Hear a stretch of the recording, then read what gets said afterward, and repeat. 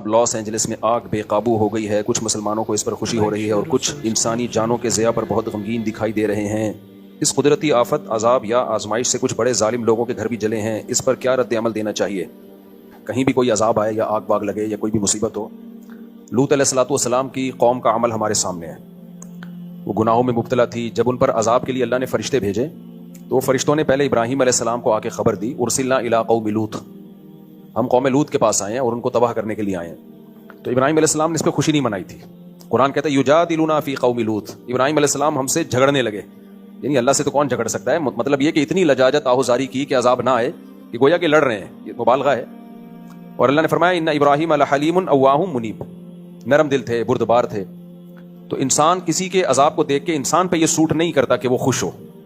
ہمیں تو اللہ کے عذاب سے پناہ مانگنی چاہیے کہ اللہ نے جو کافروں کو بھی عذاب دینا ہے آخر میں ہی رکھے، دنیا میں اللہ کسی کو عذاب نہ دے. تو اس پہ خوشی نہیں بنتی جو آگ لگی ہے. یہ جب مان لیا جائے کہ وہ سارے ظالم ہی ہیں. ایسا ہوتا بھی نہیں ہے. جب کسی علاقے میں آگ لگتی ہے کچھ برے ہوتے ہیں کچھ اچھے ہوتے ہیں.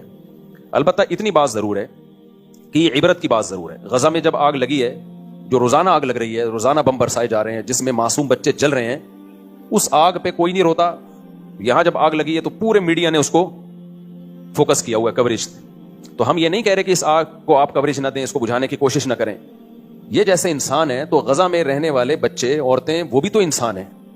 ان کے بارے میں خاموشی اختیار کر لینا، بلکہ اور اسرائیل کو اپریشیٹ کرنا، پروموٹ کرنا، اس کی مدد کرنا، تو پھر انتقام کی اللہ کی آگ بھی جوش میں آتی ہے. اور اللہ بتاتا ہے کہ تم جو کر سکتے ہو تم کرو، میں جو کر سکتا ہوں وہ میں کروں گا. وَمَكَرُوا وَمَكَرَ اللَّهُ وَاللَّهُ خَيْرُ الْمَاكِرِينَ. اللہ کہتے ہیں یہ میرے خلاف تدبیریں کرتے ہیں تو میں بھی تدبیر کرنے والا ہوں، اور میری تدبیر ان سے زیادہ پاورفل ہوتی ہے. تو ہم اس آگ پہ ہرگز خوش نہیں ہیں. اللہ اس آگ کو جلدی بجھا دے. بہت سے بے گناہ لوگ بھی ہوں گے اور بہت سے ظالم بھی ہوں گے. یہ عبرت کی بات بہرحال ہے کہ اللہ جو عرش پر ہے وہ لا تحسبن اللہ غافلا عما يعمل الظالمون. اللہ کہتے ہیں اللہ کو غافل مت سمجھو جو کچھ ظالم لوگ کر رہے ہیں. تو اس لیے دنیا کو دونوں آگوں کے خلاف آواز اٹھانی چاہیے، دونوں آگوں کو بجھانے کی کوشش کرنی چاہیے. لاس اینجلس میں جو آگ لگی ہے اس کو بھی بجھانے کی کوشش کریں، لیکن میرے بھائی جو غزہ میں آگ لگی ہوئی ہے نا اس کو بھی بجھانے کی کوشش کرو. اور اس سے عبرت حاصل کرو کہ ایک آگ اللہ انسان لگاتا ہے اور کچھ آگیں اللہ بھی لگا لیتا ہے. ہم تو حیران ہو رہے ہیں امریکہ جیسے ملک میں آگ لگ کیسے گئی. یورپ، امریکہ، کینیڈا، جاپان، ان ملکوں میں گیا ہوں. آگ سے بچنے کے لیے انہوں نے اتنی تدبیریں اختیار کی ہوئی ہوتی ہیں کہ آپ کی سوچ ہے.